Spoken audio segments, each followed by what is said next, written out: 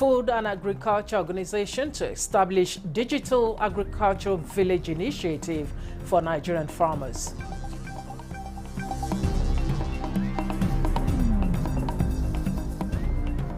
People's Democratic Party adopts extensive conflict resolution mechanism to resolve wranglings.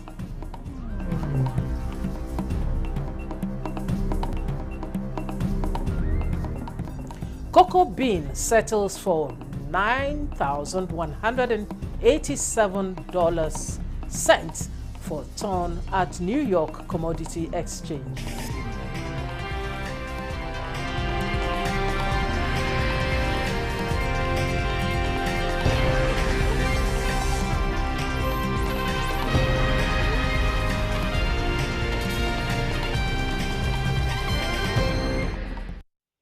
Hello and welcome to the News Desk at 3 on NTA News 24. We are reaching you live from Abuja. I am Stella Inameti. President Bola Tinubu has inaugurated 2 newly appointed national commissioners of the Independent National Electoral Commission, INEC. The president also swore in 2 new board members of the Code of Conduct Bureau. 4 of them took oath of office before the president at the commencement of the Federal Executive Council meeting for this Monday, while Tuka Abdul Razak Yusuf from Katsina State represents Northwest. Professor Sunday Aja from Ebonyi State is representing Southeast in the vacancies that existed in the Electoral Commission. Kenneth Ikpeme from Cross River State and Honorable Justice Ibrahim Buba, retired from Taraba State, are the new board members of the Code of Conduct Bureau.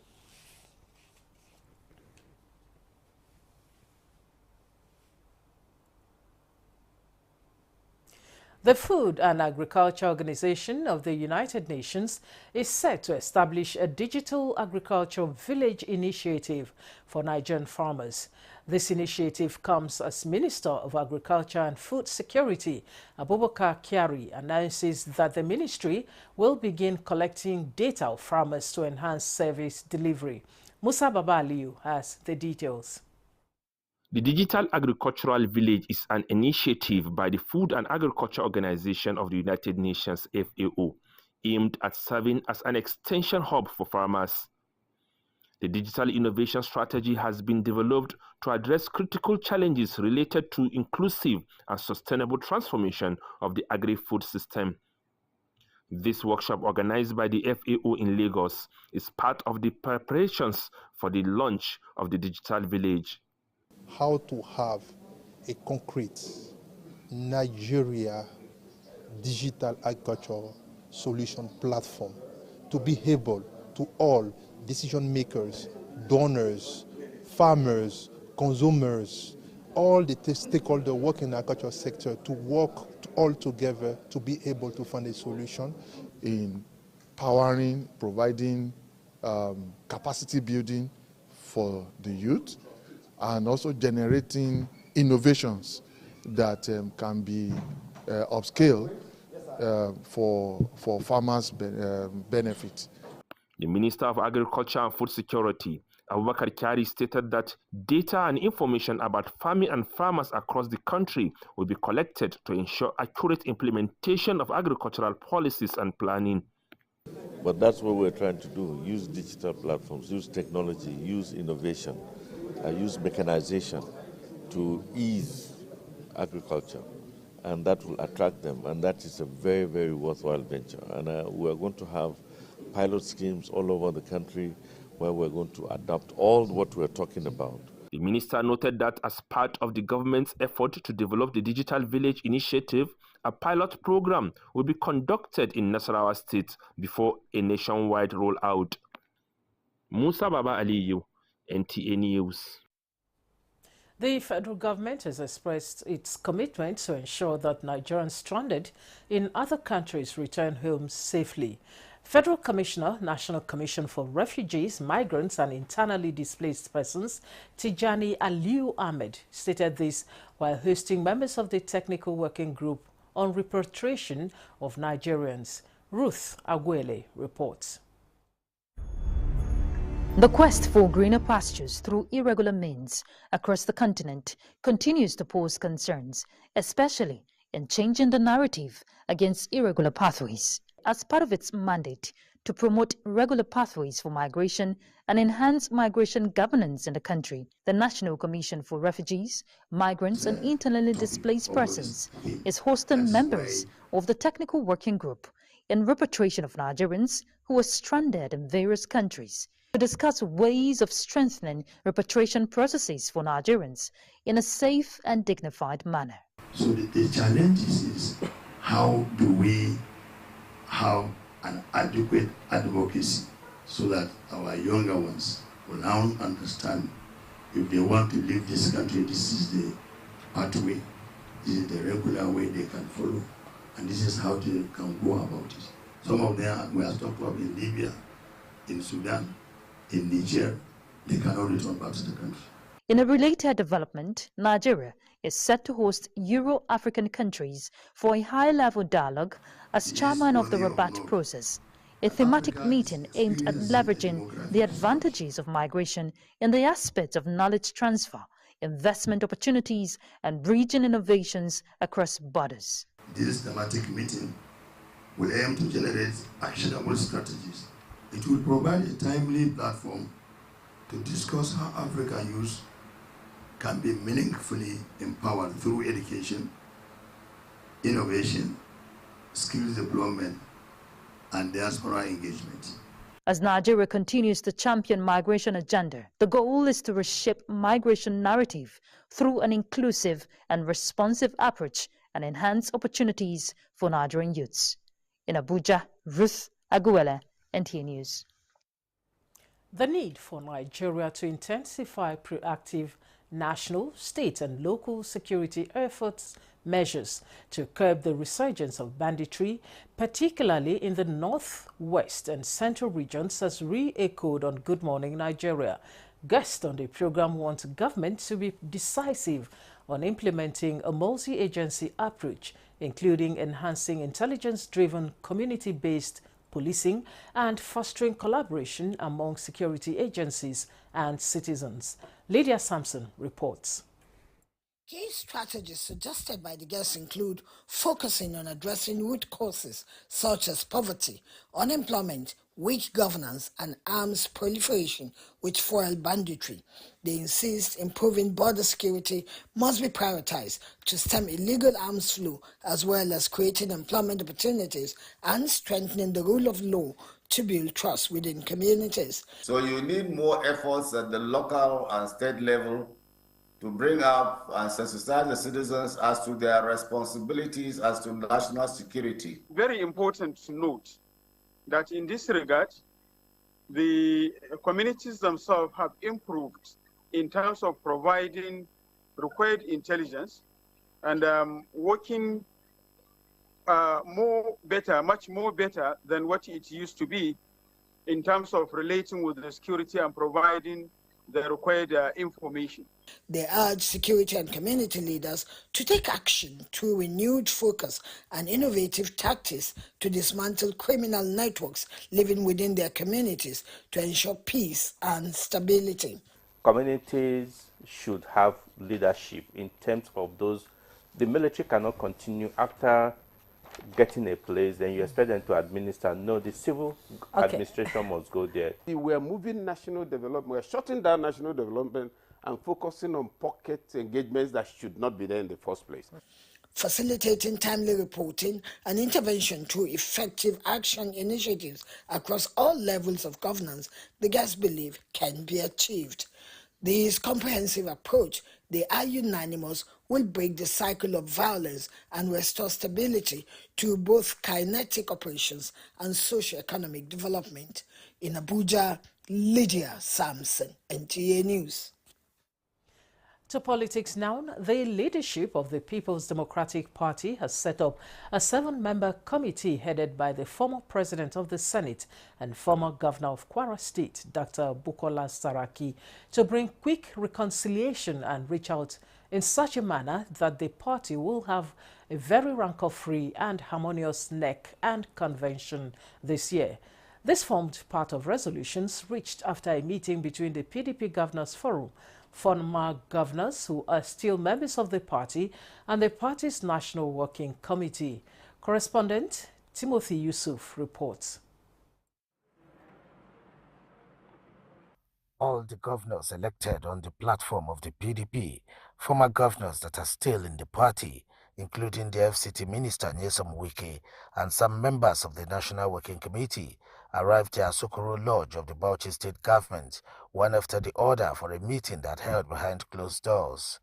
Briefing the media after the meeting, Chairman of the PDP Governors Forum and Governor of Bauchi State, Senator Bala Mohammed, said some of the discussions were related to the party's existential issues with a view to navigate smoothly for the National Executive Committee meeting of the party that is scheduled to take place on the 27th of this month and convention by August 2025. So many issues and francos have been made, and it is an opportunity to close rank and to make sure that at least there is no ill feelings, there are no qualms, there are no misgivings between the leaders of the party. On the defection in the party, the meeting described it as manifestations in a democratic setup. And this is what is forcing us to come together, rather than diminishing us and weakening us, is making us stronger. We will make sure at least those chapters where we have history, where we have structure, are not left alone. The meeting, however, acknowledged that there are quite a lot of issues that are affecting the party and causing crises within it, assuring that all will be resolved soon. Timothy Yusuf, NTA News. Still on politics, the All Progressives Congress Lagos chapter has elected 57 chairmanship candidates that will contest the forthcoming local government election in July this year. This was at an APC chairmanship primaries organized at the party secretariat in Lagos. Musa Toliat has the details. The road leading to the APC secretariat was cordoned off by heavy presence of security agents to ward off unwanted persons at the local government primaries. Inside the venue, the delegates had assurances of a well-secured environment. Sustainable Development Goal number 6 on water and sanitation was not relegated in the planning process. For some of the delegates, consensus candidacy was the way to go. We are only having one aspirant, because 100% consensus had been reached in my own local government. For now in Lagos State, I think this arrangement of consensus is perfect. Other delegates came with candidates who wished to test their popularity at the primaries. We have 6 here, so we don't have any consensus candidates. I brought 25 for the primary election. We don't have consensus candidate in my local government. All the 15 aspirants are going to vote. The Deputy Governor, Abafemi Hamzat, stresses peaceful conduct of the electoral process. Let's be calm.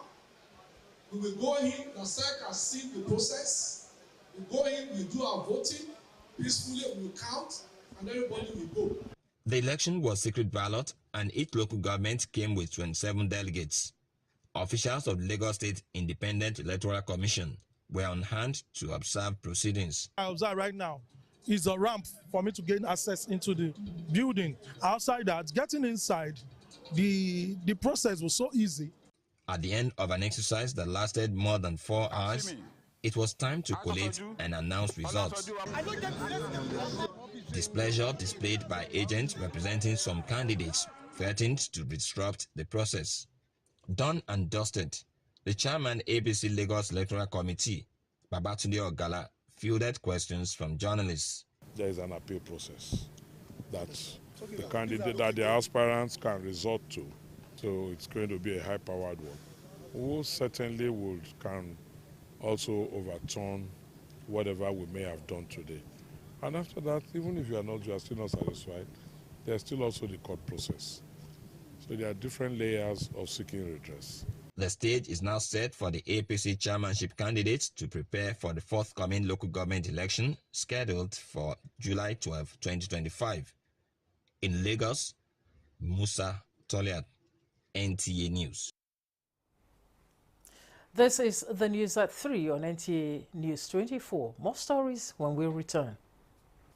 NTA Television College Jos, you will dive into exhilarating hands that will fuel your passion in education and propel your career to new heights. We don't just teach, we craft the next generation of media leaders. Explore our diverse offering, understanding the personnel matters and issues in the public service, basic development communication, financial reporting under IPSAS and interpretation of public sector accounting standard IPSAS, audit, internal check and control management, video camera maintenance, new technologies, optics, fiber, IP technologies, automation, storage management, and wireless technology. Challenges and opportunities in the secretarial profession in the digital age. Digital marketing, basic drama, online reporting, understanding the provisions of the revised public service, audio engineering operations and maintenance, camera operations, and intermediate drama. Mark your calendar. The second quarter of 2025 is your launch pad. This is your moment to seize the future. Announcer Management.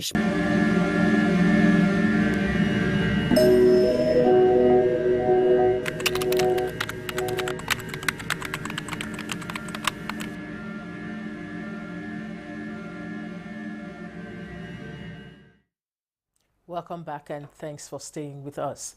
On business news, cocoa bean settled at $9,187 per ton at the New York Commodity Exchange as Nigeria's 6th market share. Details with Alika Okmanachi Arua on business news.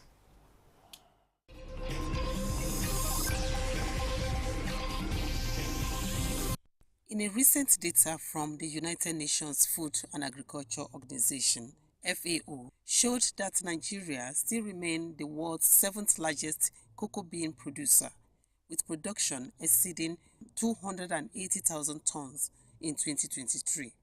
To maintain this trajectory, Nigeria aims to be a major force in cocoa production within the next 3 years, with a production targeting 500,000 tons for the 2024-2025 season, propelling Nigeria after Ivory Coast, Ghana, and Indonesia.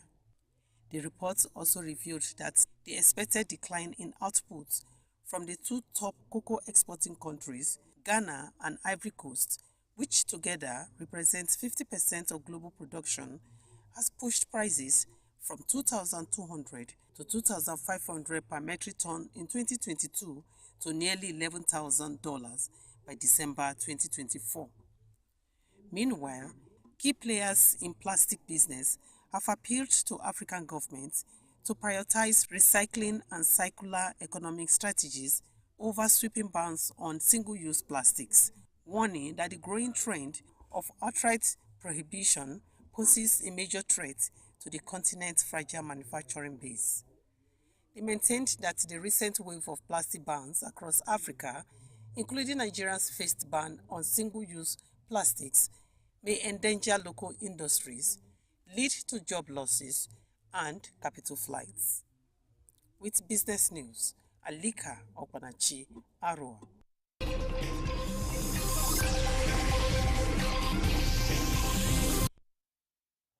Now, residents of border communities in Imeko, Ifon local government area of Ogun State are commending the federal government for lifting the ban on supply of petroleum to filling stations located within 20 kilometers to the border.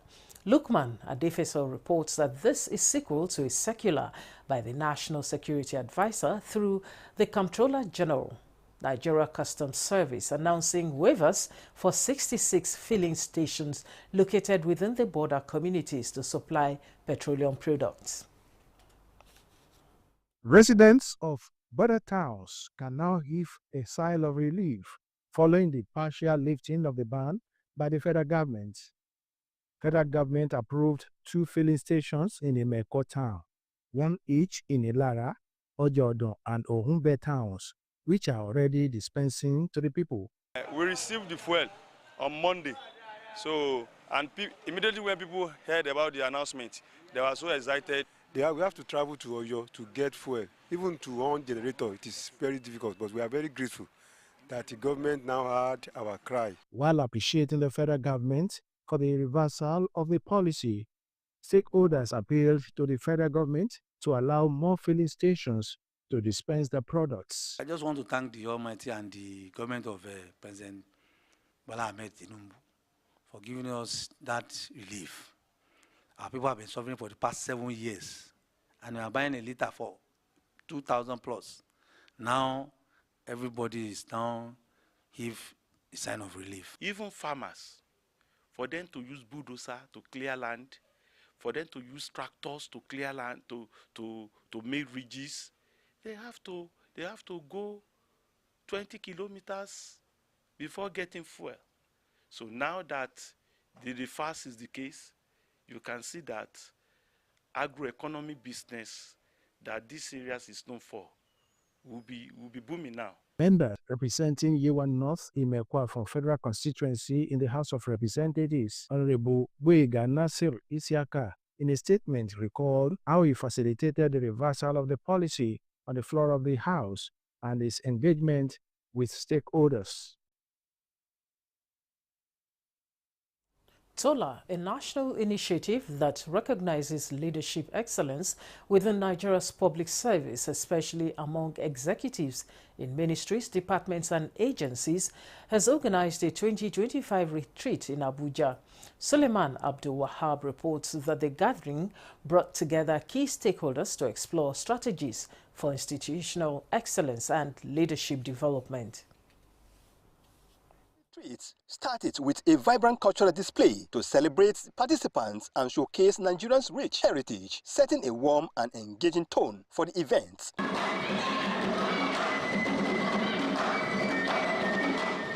It's all training on leadership. And at this age, whoever you are as a leader, you go through some mental challenges. So there's a doctor, a professional that was around to also educate them how they can manage their job and their health issues. This year's retreat featured keynote addresses, panel discussions, and workshops focused on leadership, governance reforms, and institutional transformation. Put the right people in the right position. Secondly, we provide leadership through exemplary leadership.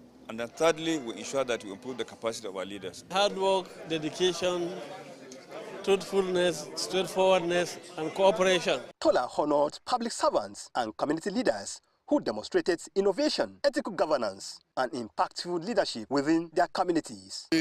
Actually, my humanitarian services was not in expectation of an award. I am an egalitarian and, I've been doing it over time. Participants also engage in networking and knowledge sharing aimed at improving service delivery through transparency, accountability, and adaptive leadership. When God gives you opportunity to sit in any place, humble yourself first. And the second aspect of it is for you to be ready to work with the people that you are representing. The third aspect of it is to give them consolation of a better tomorrow. Outcome of 2025 TOLA retreats are expected to support ongoing reforms and build a more effective public sector. In Abuja, Suleiman Tobu Abdul Wahab, NT News. Federal Road Safety Corps says there is the need to develop strategies to address the challenge of educating road users on safe walking and cycling to drastically help crash the statistics of road traffic crashes in the country. Corps Marshal Shehu Mohammed mentioned this at the commemoration of the 8th United Nations Global Road Safety Week. Oyeyemi Ajayi has details. Imagine a world where motorcycles replace vehicles on the roads. Though this has been a long-time advocacy in Nigeria, but yet to be fully bought into or actualized. At the 8th United Nations Global Road Safety Week, with the theme Street for Life, making walking safe, making cycling safe, the emphasis is on the need to imbibe and embrace motorcycles as a major means of transportation to reduce road traffic crashes to the barest minimum. We want to encourage university students, we want to encourage schools, children, pupils that have aged to ride bicycles.